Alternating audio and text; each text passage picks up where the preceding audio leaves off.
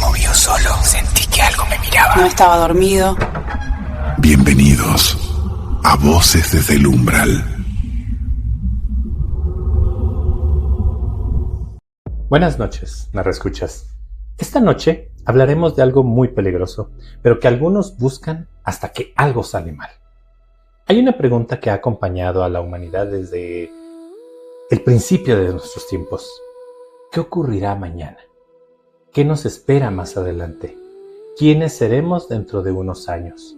Y quizás por eso, porque la incertidumbre nos incomoda, siempre han existido personas dispuestas a ofrecer respuestas. Algunas prometen fortuna, otras prometen conocimiento, y algunas aseguran poder revelar aquello que aún no ha ocurrido. Pero en los últimos años, esas promesas han encontrado un nuevo hogar: las redes sociales. Hoy basta abrir TikTok, Facebook, Instagram o YouTube para encontrar videos donde personas afirman poder contactar entidades. Videos que prometen mostrar el futuro, conseguir dinero, encontrar el amor o revelar secretos ocultos. Y aunque muchos lo ven como entretenimiento, la realidad es que detrás de estas prácticas existen historias inquietantes. Historias de personas que aseguran que aquello que intentaron contactar también respondió. Esta noche escucharemos 4 relatos enviados por nuestros oyentes, historias ocurridas en distintos lugares, historias diferentes entre sí, pero unidas por una misma pregunta. ¿Qué sucede cuando alguien intenta abrir una puerta, sin saber qué hay del otro lado? Mi nombre es Ricardo Bañuelos y te doy la bienvenida una vez más a Voces desde el Umbral. Apaga la luz si te atreves, ponte cómodo y acompáñame porque algunas respuestas pueden ser mucho más aterradoras que las mismas preguntas.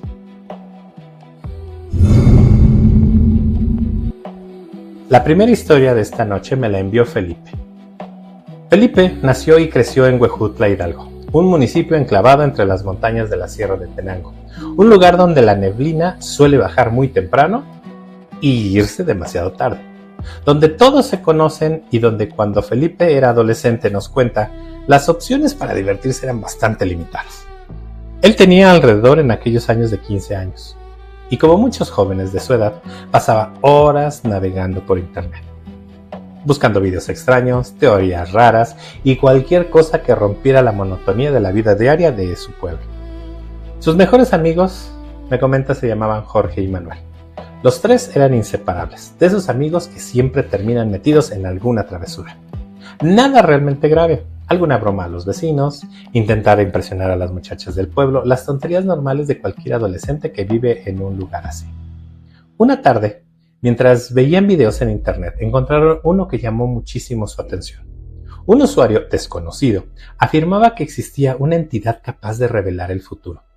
Según aquel hombre, cualquiera podía obtener respuestas si realizaba ciertas acciones específicas. Acciones que no voy a repetir aquí porque el propósito de esta historia no es enseñar a alguien a que lo haga, sino simplemente comentarles lo que ocurrió. Lo que atrapó a los 3 muchachos no fue la entidad, fue la promesa, porque todos tenían la misma pregunta. ¿Se quedarían toda su vida en Huejutla? ¿O algún día lograrían salir de aquellas montañas y construir una vida diferente? Y esa curiosidad fue suficiente para convencerlos. Llegó el día. Manuel había copiado algunos dibujos extraños que aparecían en el video. Jorge llevaba apuntadas las preguntas que querían hacer, y Felipe sería quien leería las instrucciones. Se pusieron de acuerdo. Para engañar a sus padres, cada uno dijo que dormiría en la casa del otro, y esa noche partieron rumbo al norte del pueblo. Cruzaron el río Pantepec. Pasaron detrás de una vieja iglesia a la que, según Felipe, ya casi nadie asistía, y comenzaron a internarse en el monte. Durante el camino, Manuel, que era el más bromista, no dejaba de contar chistes. Le decía: Felipe, tú te vas a casar con la Yuya. La Yuya era una señora muy amable del pueblo, pero algo bastante pasada en carnes. Los 3 soltaron la carcajada, y voltea y le dice al otro: ¿y tú, Jorge? Te vas a quedar con la Huachinanga. Era una muchacha extremadamente delgada, y iban a tener sus jorgechinangos. Las risas resonaban entre los árboles. Aquella noche era luna nueva, la oscuridad era absoluta. Solo las linternas les permitían distinguir el sendero. Finalmente llegaron a un pequeño claro. Aquí es perfecto, dijo Felipe. Se acomodaron, formaron un triángulo, colocaron los dibujos que llevaban y comenzaron a recitar las palabras. Algunas estaban escritas en latín, o al menos eso parecía.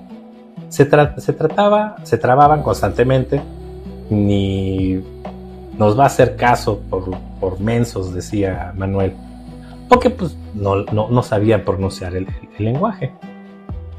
Cállate ya, le respondía Jorge. Felipe solo hacía un gesto para que guardaran silencio. Terminaron, esperaron y no ocurrió absolutamente nada. Ni una sombra, ni una voz, ni siquiera una ráfaga de viento.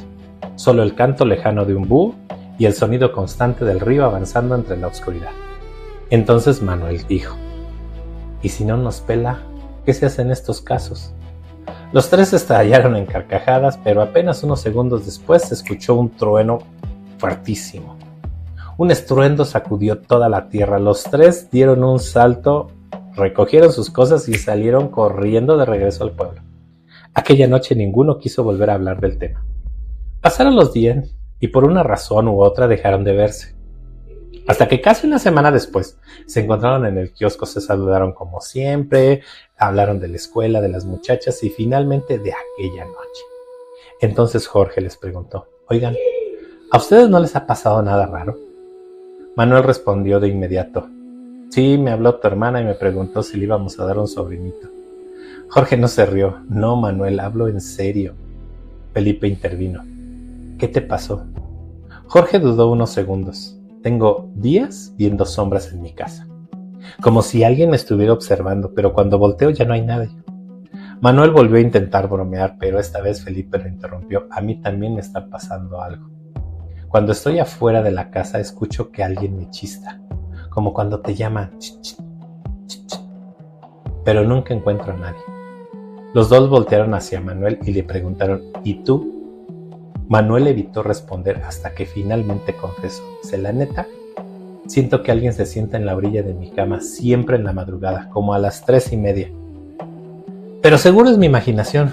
Los otros dos se quedaron en silencio porque escuchar que los tres estaban experimentando algo ya era diferente.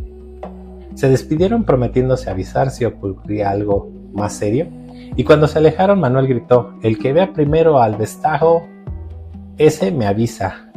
Los otros dos simplemente negaron con la cabeza. Pasaron 2 días más y Felipe recibió una llamada. Era Jorge. ¿Ya te buscó Manuel? No, ¿por qué? Me llamó hace rato. Está muy asustado. En ese momento entró otra llamada. Era Manuel. Lo pusieron en conferencia. ¿Qué onda, Manuel?, preguntó Felipe. Tardó varios segundos en responder. ¿Ya le contaste? No, dijo Jorge. Manuel tomó aire y le dijo: mi abuela murió anoche. Felipe sintió un nudo en la garganta. Lo siento mucho, mamá. Eso no es lo peor. Dice: antier volví a sentir que alguien se sentó en mi cama y escuché una voz que me dijo: ¿querías saber el futuro? Mañana alguien partirá de aquí. Me desperté del golpe, no había nadie, pero mi cuarto olía horrible como a huevo podrido, y anoche murió mi abuela. El silencio se apoderó de la llamada. Finalmente Jorge preguntó: Felipe, ¿tú crees que sí llamamos a alguien esa noche? Felipe solo pudo responder: no lo sé. Los días siguieron avanzando. Manuel estaba devastado y poco después ocurrió algo más. Jorge llamó para decir que su padre había decidido llevárselo a Estados Unidos, pero eso no era lo extraño. Lo extraño era una hoja que había aparecido dentro de una libreta, una hoja escrita con tinta negra, con una letra irregular, como si alguien hubiera escrito con la mano izquierda. Solo decía: despídete. Felipe fue a verlo. Encontró a Jorge guardando sus cosas, nervioso, mirando constantemente hacia el pasillo. No me gusta esto, Felipe. Entonces, antes de encontrar la hoja, vi una sombra parada en la entrada de mi cuarto. Cuando me acerqué, desapareció. Y después apareció esto. Felipe metió la bolsa. Le entregaron la carta. Y poco tiempo después Jorge se marchó. Manuel se fue aislando cada vez más y la vida terminó separándolos. A Felipe también la preparatoria lo llevó a la Ciudad de México. Su tía lo recibió y desde entonces jamás volvió a vivir en Huejutla. Pero hay algo que nunca desapareció. Todavía escucha que alguien lo chista, a veces en la calle, a veces cuando camina solo, a veces cuando regresa por tarde por la noche. Un tss, tss, tss. Nunca ha recibido un mensaje directo, al menos no uno que recuerde. Y hace algunos años logró hablar nuevamente con Jorge. Le preguntó si alguna vez volvió a ver aquella sombra. Jorge le respondió, nunca volví a verla, pero nunca pude quitarme la sensación de que alguien me acompañó hasta la frontera. Felipe dice que desde entonces intenta ignorar cualquier sonido que le recuerde aquella noche, porque si aquello realmente les mostró el futuro a sus amigos, entonces todavía queda una pregunta sin resolver. ¿Qué futuro estaba reservado para él?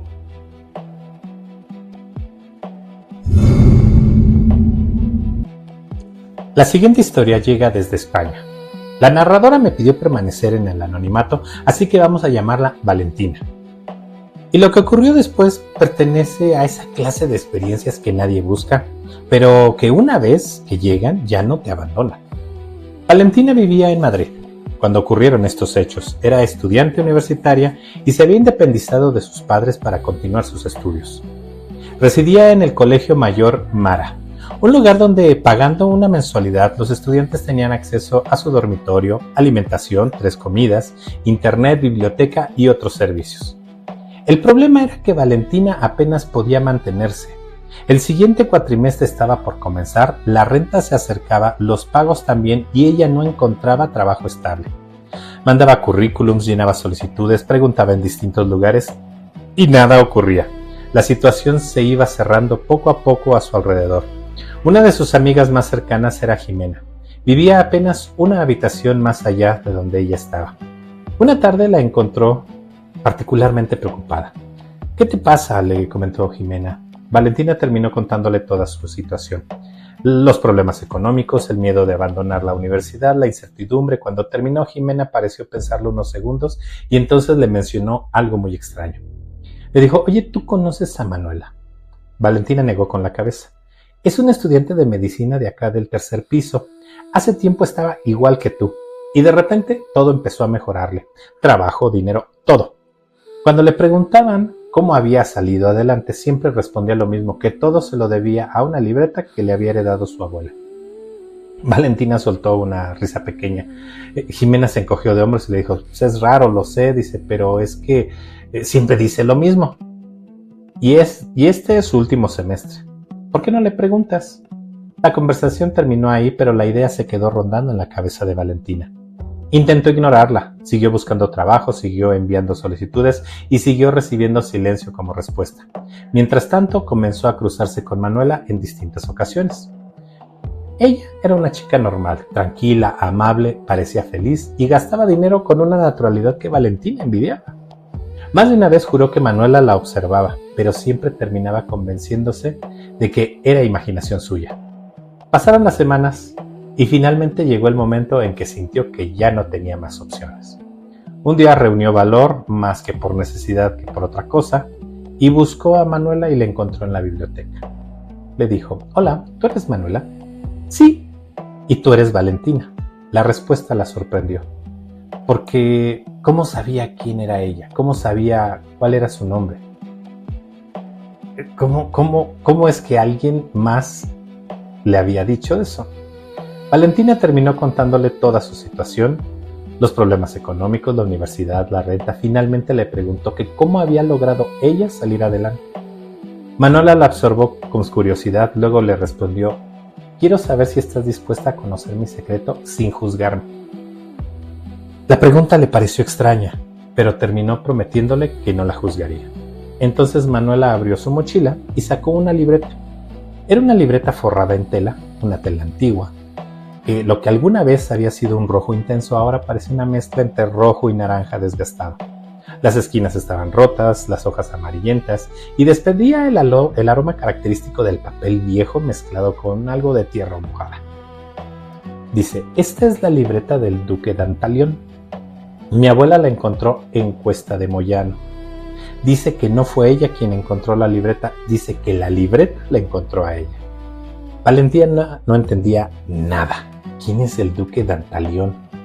Manuela la llevó dentro de la biblioteca, a unos pasillos más apartados.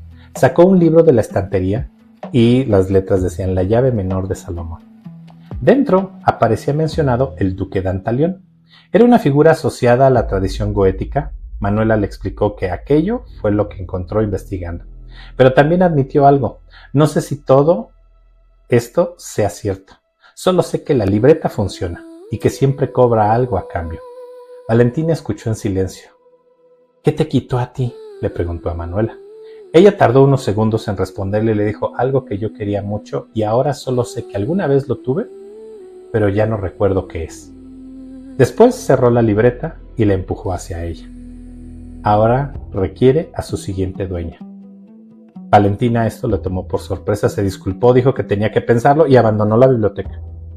Intentó convencerse de que era una broma, que Jimena y Manuela se habían puesto de acuerdo, que todo aquello era absurdo, pero al regresar a su habitación encontró abajo de la puerta un aviso donde tenía 2 semanas para cubrir el pago pendiente o abandonar el lugar. Aquella noche casi no durmió. Al día siguiente terminó haciendo lo que había prometido que no haría. Subió al 3er piso, tocó la puerta de Manuela y ella abrió casi de inmediato. Sabía que vendrías. Valentina, ¿cómo lo sabías? Simplemente lo sabía. Sacó la libreta, se la entregó y le dijo, la tinta siempre debe ser roja. Y cuando la libreta responda, será tu decisión aceptar o no. Valentina regresó a su habitación, observó la libreta durante varios minutos, la abrió, la revisó, buscó hojas arrancadas, mensajes ocultos, algo, pero no encontró absolutamente nada. Finalmente se rió para sí misma y dijo, qué tonta eres, Valentina. Cerró la libreta, la dejó sobre el escritorio y se fue a dormir. A la mañana siguiente se levantó, la vio, no le prestó mucha atención, se metió a bañar y cuando regresó la encontró abierta. En una de las páginas había una pregunta escrita con tinta roja. Una letra perfecta, casi de imprenta. Decía, ¿quieres que te dé dinero para tu renta? Pensó que alguien se estaba burlando de ella, así que tomó un bolígrafo rojo y puso abajo, sí. Después salió a continuar su búsqueda de empleo. Cuando regresó aquella tarde, abrió la libreta, la pregunta había desaparecido. Y entonces lo vio. Entre las páginas centrales había dinero. 1.500 euros, exactamente lo que necesitaba, la cantidad suficiente para cubrir la renta y aún le sobraba para comer. Revisó los billetes, los tocó, los contó varias veces, ¿eran reales? Fue, pagó la renta, compró comida y por primera vez en mucho tiempo sintió paz. Pensó que Manuela había exagerado. Había conseguido exactamente lo que necesitaba y aparentemente no le había costado nada. Entonces sonó el teléfono. Era su madre.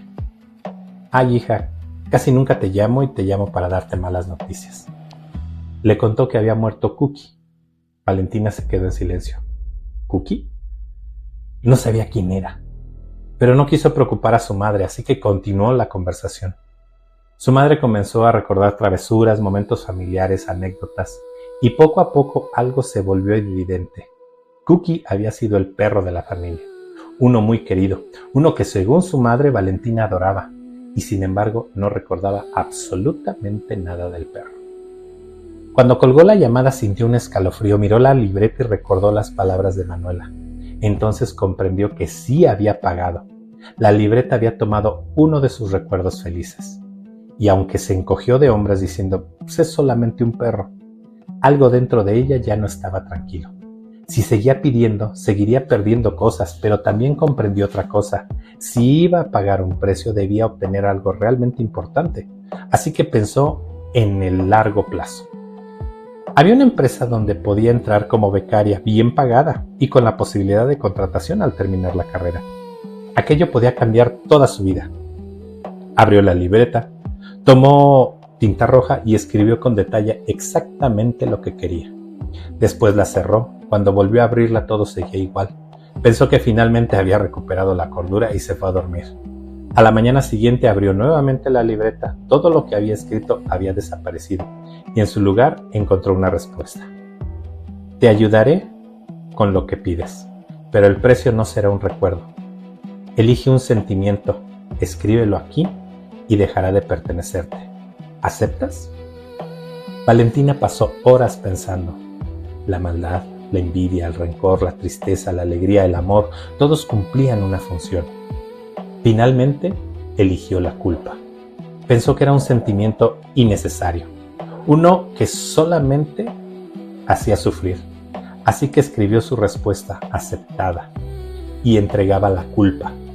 Una semana después obtuvo el empleo. Todo fue exactamente como ella lo quería. Era extrañamente sencillo. Recursos Humanos la recibió con amabilidad, las entrevistas parecían abrirse solas y finalmente consiguió exactamente lo que había pedido. Aquella tarde fue a celebrarlo con Jimena. Cuando le contó la noticia, su amiga bajó la mirada y le dijo: «Qué raro. Yo había solicitado ese puesto una semana antes, me dijeron que me llamaría. Ahora entiendo por qué no me llamaron».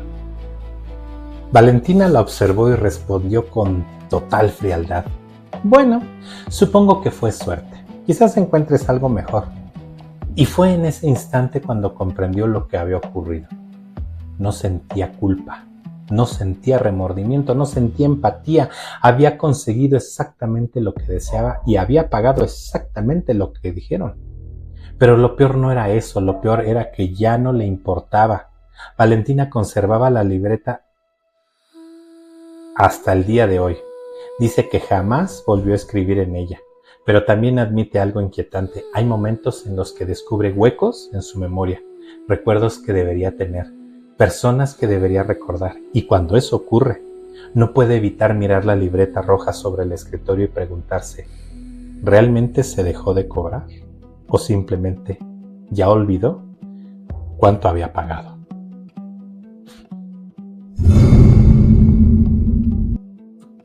Nuestra siguiente historia llega desde Medellín, Colombia.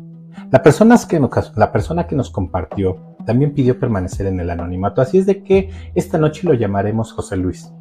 José Luis vive actualmente en Sabaneta, Colombia, y lo que están a punto de escuchar ocurrió algunos años atrás cuando él y su esposa esperaban el nacimiento de su primera hija. Todo parecía ir bien, el embarazo había transcurrido con normalidad, los estudios eran favorables y finalmente llegó el día del parto. La niña nació sana, sin complicaciones, perfecta, pero apenas unos minutos después comenzaron los problemas. Su esposa presentó una hemorragia severa provocada por complicaciones durante el alumbramiento. Los médicos lograron estabilizarla momentáneamente, pero el sangrado regresaba una y otra vez. A veces parecía mejorar, a veces parecía empeorar, y nadie podía asegurar qué ocurriría el día siguiente. José Luis amaba profundamente a su hija, pero en aquellos días apenas la veía unos minutos. Toda su atención estaba prestada y puesta directamente sobre su esposa, la mujer con quien había construido su vida, la mujer con quien había soñado formar una familia. José Luis prácticamente comenzó a vivir dentro del hospital. Dormía sentado en una silla, comía en la cafetería, se lavaba la cara en los baños, se cambiaba de ropa ahí mismo y pasaba horas enteras esperando noticias. Las recaídas continuaban, las transfusiones continuaban y las respuestas nunca llegaban. En medio de todo aquello había un lugar al que acudía constantemente: la capilla del hospital. No porque fuera especialmente religioso, sino porque cuando ya no tienes nada más, terminas buscando esperanza donde sea posible encontrarla. Fue ahí donde comenzó a notar a una mujer mayor, una anciana de unos 70 u 80 años. Siempre estaba sentada en los mismos bancos, siempre parecía tranquila, siempre sola.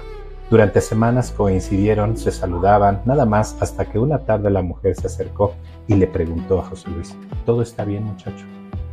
José Luis intentó responder que sí, pero llevaba demasiados días guardando todo y terminó contándole lo que estaba ocurriendo, la situación de su esposa, las recaídas, el miedo, la incertidumbre. La anciana escuchó en silencio y cuando terminó le dijo algo que lo dejó pensando. «Mira, muchacho, he visto a muchos pasar por esta capilla. En ocasiones los doctores hacen bien las cosas, en ocasiones las hacen mal, para bien o para el mal, pero lo que es cierto es que hay cosas que la medicina no puede curar». José Luis no entendió exactamente a qué se refería. Pensó que tal vez hablaba de fe, tal vez de resignación, tal vez de algo completamente distinto, y siguió con su rutina. Pero la situación empeoró hasta que un médico se acercó con una nueva propuesta. Había una intervención que podía detener el problema de manera definitiva.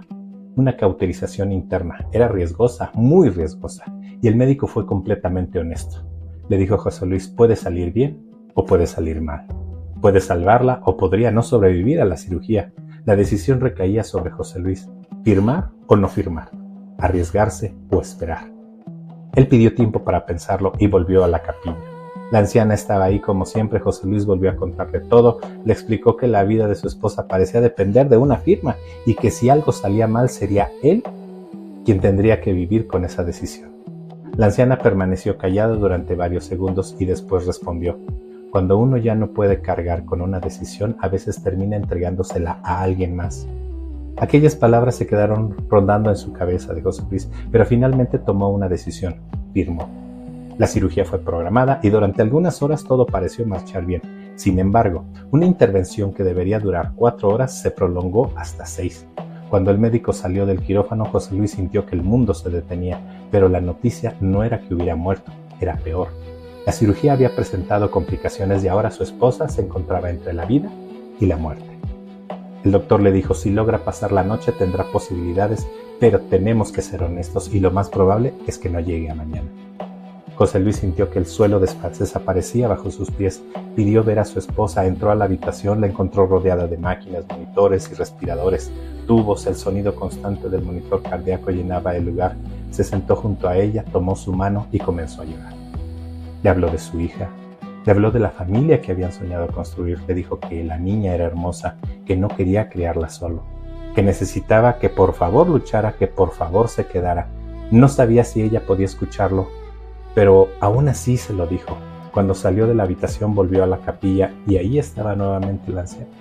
Escuchó toda la historia y entonces hizo una pregunta: si yo te dijera que existe otra forma, ¿la aceptarías? José Luis levantó la mirada confundido. ¿Qué quiere decir? La mujer sostuvo esta mirada.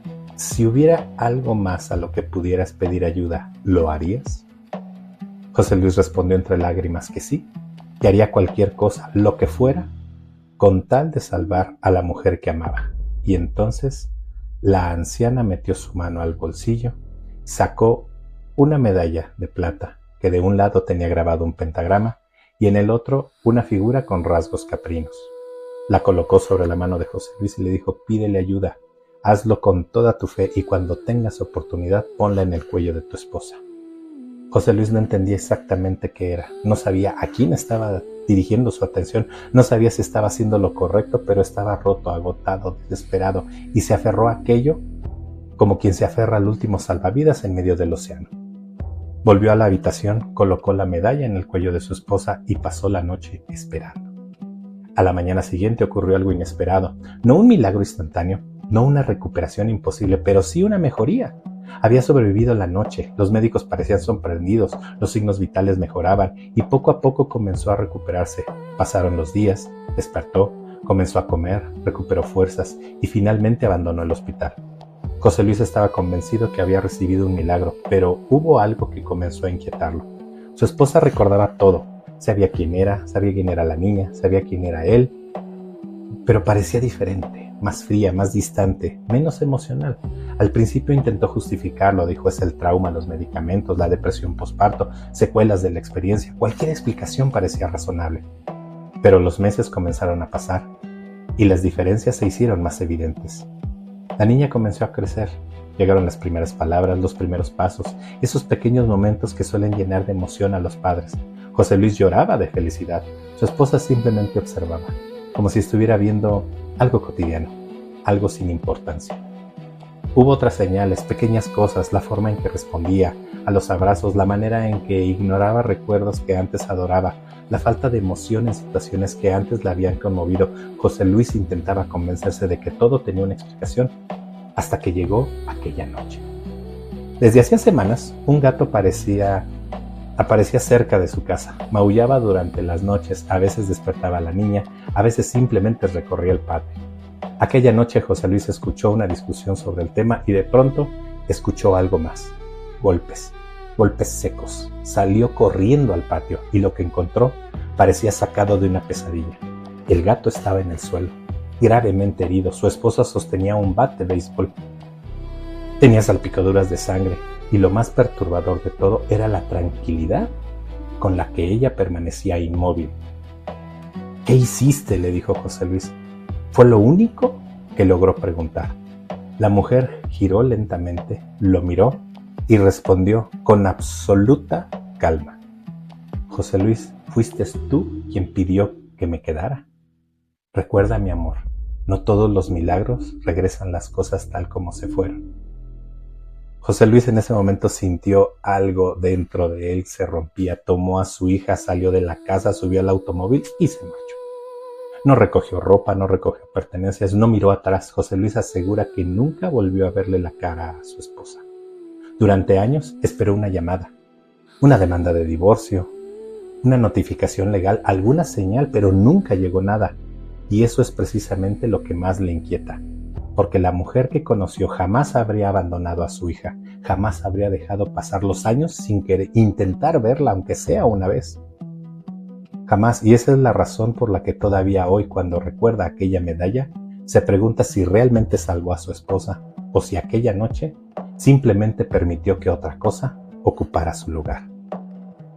La historia de José Luis termina ahí y, como siempre ocurre en Voces desde el Umbral, nos deja más preguntas que respuestas. Porque existe algo curioso, algo que se repite en distintas partes del mundo. Hay personas que después de una experiencia cercana a la muerte regresan siendo diferentes. Algunas cambian sus gustos, algunas cambian su personalidad, algunas parecen perder partes de sí mismas. La medicina suele explicarlo mediante secuelas físicas o neurológicas o psicológicas derivadas del trauma, y esa explicación es completamente válida, pero también existen otras interpretaciones más controvertidas, más inquietantes. Hay quienes creen que cuando una persona está a punto de morir, algo puede cambiar. Como les digo, existen otras interpretaciones más controvertidas, más inquietantes. Hay quienes creen que cuando una persona está a punto de morir, algo puede cambiar, que el cuerpo permanece, los recuerdos permanecen, la voz permanece, pero algo esencial, algo imposible de medir puede ser diferente. No sabemos si eso fue lo que ocurrió con la esposa de José Luis, no podemos afirmarlo, pero tampoco podemos demostrarlo. Pero cuando escuchamos relatos como este, resulta inevitable hacerse una pregunta. Si una fuerza desconocida te ofreciera devolverte a la persona que más amas, ¿aceptarías el trato? Y más importante aún, ¿cómo sabrías que lo que se quedó realmente fue esa persona? La siguiente historia llega desde aquí, desde México, específicamente desde Guadalajara, una ciudad que muchos consideran la cuna del llamado Silicon Valley mexicano, un lugar donde abundan ingenieros, desarrolladores, especialistas en tecnología y personas acostumbradas a buscar explicaciones lógicas para prácticamente todo.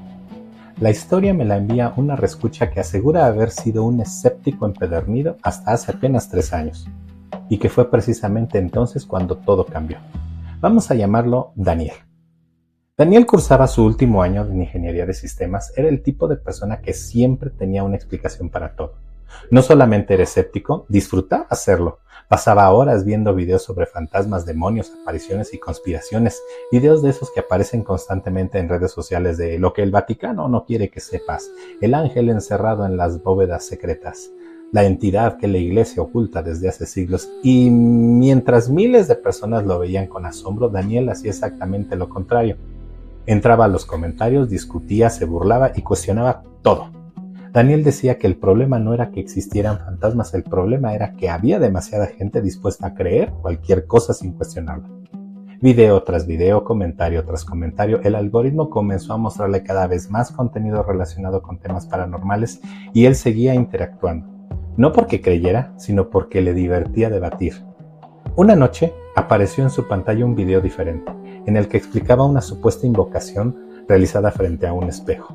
Según el creador del contenido, aquella práctica permanecía desde hacía siglos y permitía liberar una entidad que estaba oculta detrás del reflejo.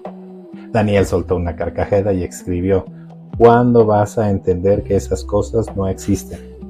Son historias inventadas para conseguir vistas, likes y dinero. Lo único paranormal aquí es que todavía haya gente que crea esto. Después agregó una carita sonriente y continuó viendo videos.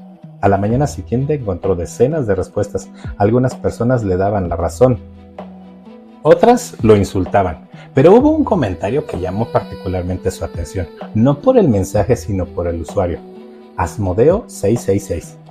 El comentario decía: si tanto dices que no crees en esto, pruébalo, haz un video realizándolo y demuéstranos que no pasa nada. Daniel respondió únicamente con el típico LOL y siguió con su vida. Durante los días siguientes aquel comentario parecía perseguirlo. La gente lo inquietaba, lo mencionaba, le respondía incluso en otros videos: eres el que no se atreve a hacerlo. ¿Tan seguro estás? Demuéstrame que tienes razón. Hablas mucho para quien no quiere probarlo. Poco a poco aquello comenzó a tocar algo que Daniel jamás reconocería en voz alta: su orgullo. Finalmente decidió hacerlo, no porque creyera, sino porque quería demostrar públicamente que todo era una tontería. Preparó todo como si fuera un experimento, montó la cámara, acomodó la iluminación, colocó el espejo y comenzó a grabar. Repitió exactamente las palabras que el video indicaba. Cuando terminó, escuchó un ruido dentro de su departamento. Se levantó para investigar, dejó la cámara grabando, revisó, no encontró absolutamente nada, regresó y detuvo la grabación. Subió el video, etiquetó a Asmodeo666 y escribió: para que veas que no pasa nada. Después se olvidó del asunto. Los exámenes finales se acercaban, los proyectos ocupaban todo su tiempo y durante varios días ni siquiera volvió a abrir la aplicación. Fue precisamente entonces cuando comenzó a ocurrir pequeñas cosas, detalles insignificantes, coincidencias, al menos eso pensaba él. Personas que lo observaban fijamente en la calle, bebés que comenzaban a llorar cuando él pasaba cerca, perros que lo miraban y se alejaban aullando.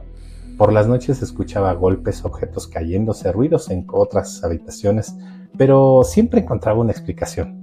Los vecinos, algún gato, el cansancio, el estrés, la falta de sueño, y cuando pasaba frente al espejo del pasillo juraba distinguir por un instante una figura sentada en el sillón de la sala. Nunca la veía claramente, siempre desaparecía cuando intentaba enfocarla. Por eso estaba convencido de que era su imaginación, hasta que llegó el sábado. Por fin había terminado exámenes y proyectos, tomó su tablet, la única donde tenía instalada la aplicación para evitar distracciones en el teléfono, y la abrió. Lo primero que vio fue 756 notificaciones. Pensó que el video se había vuelto viral, que había demostrado lo absurdo de aquellas historias, pero cuando abrió los comentarios todo cambió. El primero era de Asmodeo666 y decía: cuando regresaste a sentar ya no estabas solo. Después comenzó a ver los otros, cientos de ellos. ¿Viste lo que apareció? Sal de tu casa, revisa el minuto exacto, mira detrás de ti. ¿Cómo no te diste cuenta? Daniel no entendía nada. Abrió el video y lo reprodujo. No vio nada, pensó que todos estaban exagerando. Entonces abrió el archivo original, el video sin compresión, la grabación directamente salida de la cámara, y fue ahí cuando lo vio. Cuando él abandona el encuadre para investigar el ruido que había escuchado, en el reflejo del espejo se distinguía claramente el sillón de la sala y sentado en él había algo. Una figura completamente oscura, inmóvil, observando. Por un instante, solo por un instante, se dibujó una sonrisa blanca, tan blanca que parecía brillar. Daniel reprodujo el video una vez, 2 veces, 3 veces. No sabía si lo que sentía era miedo, asombro, terror o las 3 cosas al mismo tiempo. Y justo cuando intentaba comprender lo que estaba viendo, escuchó una voz detrás de él. Una voz que le dijo: no voltees. No era una voz extraña. No era una voz desconocida, era su propia voz, exactamente la suya. Daniel salió corriendo, abandonó el departamento y pasó la noche en un hotel. Ahí intentó convencerse de que todo tenía una explicación, que quizás el video estaba alterado, que alguien le estaba jugando una broma, que existía una respuesta lógica. Entonces abrió TikTok por última vez y buscó al usuario Asmodeo666. No existía, no había perfil. No había publicaciones, no había historial, no había comentarios, no había absolutamente nada. Como si aquella cuenta jamás hubiera existido. A la mañana siguiente fue directamente a una iglesia, pidió ayuda y solicitó que un sacerdote bendijera el departamento. Lo que más le sorprendió fue que estaba haciendo exactamente aquello de lo que él siempre se había burlado. Cuando llegaron al lugar, ambos percibieron inmediatamente un olor nauseabundo, un olor tan intenso que incluso el sacerdote preguntó: ¿dejaste algo echándose a perder aquí adentro, hijo? Daniel le explicó que apenas había estado ahí la noche anterior. El sacerdote comenzó la bendición, recorrió el departamento desde el fondo hacia la entrada y cuando terminó, el olor desapareció por completo. Fue en ese momento cuando Daniel dejó de pensar que aquellas historias eran simples tonterías de internet, porque una cosa es burlarse de algo cuando ocurre en la pantalla de alguien más y otra muy distinta es descubrir que aquello decidió responderte. Daniel nos cuenta que nunca volvió a abrir TikTok para buscar aquel perfil, Nunca volvió a grabar videos sobre invocaciones, nunca volvió a burlarse de quienes creen en estas historias, pero hay algo que sigue haciendo hasta el día de hoy. Cada vez que pasa frente a un espejo, evita mirar demasiado tiempo su propio reflejo. La historia de Daniel termina aquí. Y aunque muchos podrían pensar que todo fue producto del cansancio o la sugestión o una coincidencia desafortunadamente, hay algo curioso respecto a los espejos. Desde hace siglos, distintas culturas les han atribuido propiedades extrañas. Algunas tradiciones aseguran que los espejos son simples objetos reflejantes, pero otras sostienen algo muy distinto. Dicen que son ventanas, puntos de conexión, lugares donde dos realidades pueden llegar a tocarse. Por eso existen tantas supersticiones relacionadas con ellos. Cubrirlos cuando alguien muere, no dormir frente a uno, no mirarlo demasiado tiempo tu propio reflejo, y aunque no existe evidencia que demuestre ninguna de estas creencias, lo cierto es que aparecen una y otra vez en culturas separadas por miles de kilómetros y cientos de años. Quizás todo sea imaginación, quizás todo sea coincidencia, o quizás, como descubrió Daniel aquella noche, hay puertas que no deberían abrirse únicamente para demostrar que tenemos la razón, porque a veces lo que responde desde el otro lado no necesita que creamos en ello para estar ahí.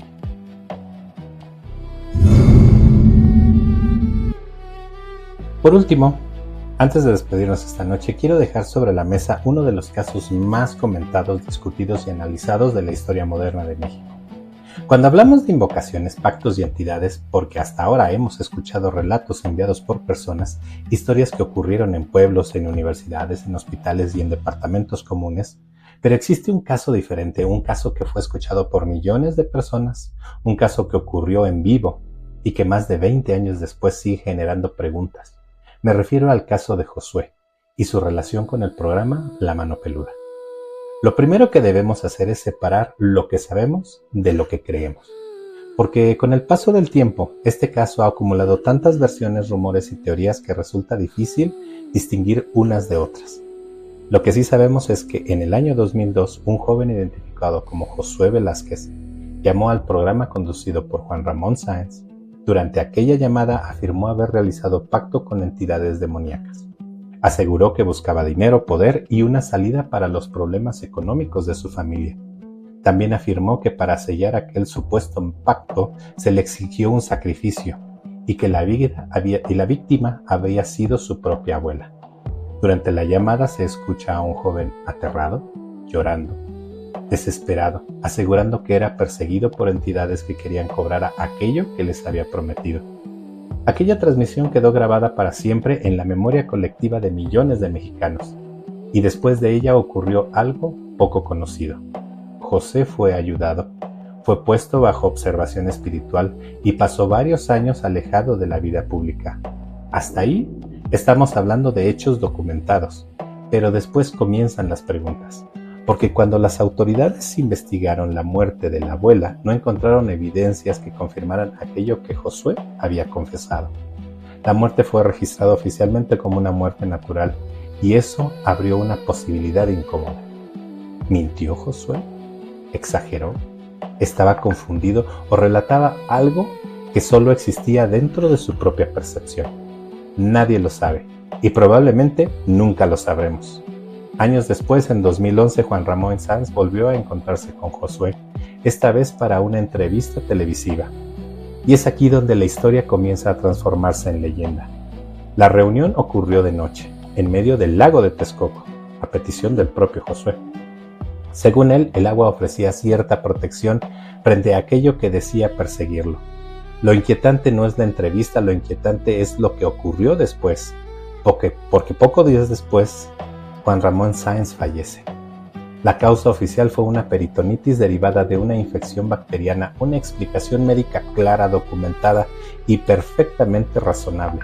Sin embargo, para miles de personas la coincidencia temporal fue demasiado grande, sobre todo porque todos los otros participantes relacionados con aquel caso también sufrían desgracias o fallecieron en años cercanos. Y fue entonces cuando nació la idea de una supuesta maldición, una idea que nunca pudo demostrarse, pero que tampoco desapareció, porque así funcionan los grandes mitos, no sobreviven porque estén comprobados, sobreviven porque dejan preguntas sin respuestas. Y aquí es donde aparece la parte que realmente me interesa. No si Josué pactó con algo, no si Juan Ramón Sáenz murió por causas sobrenaturales, no si existan demonios detrás de aquella llamada. Lo verdaderamente interesante es otra cosa. ¿Por qué seguimos hablando de esto más de 20 años después? ¿Por qué una llamada telefónica sigue siendo recordada por personas que ni siquiera habían nacido cuando ocurrió? Creo que la respuesta está en algo que hemos escuchado durante todo este episodio. Porque Felipe abrió una puerta por curiosidad, Valentina abrió una puerta por necesidad, José Luis abrió la puerta por una desesperación, Daniel abrió la puerta por soberbia y Josué, si su relato fue cierto, había abierto una puerta por ambición. 5 personas distintas, 5 circunstancias distintas, pero el mismo error, creer que podían controlar aquello que estaba invitando a entrar. Y quizás esa sea la razón por la que este caso sigue tan vivo. Porque en el fondo no habla de demonios, no habla de posesiones, no habla de rituales, habla de algo mucho más humano, habla de la tentación, de ese momento en el que creemos que podemos acercarnos un poco más al borde, solo para mirar, solo para probar, para saber, para demostrar que tenemos la razón, y después regresar como si nada hubiera ocurrido. Pero las historias que escuchamos esta noche parecen decirnos exactamente lo contrario. Que algunas puertas pueden abrirse con facilidad, pero no siempre pueden cerrarse. Y esa es quizás la lección más inquietante de todas.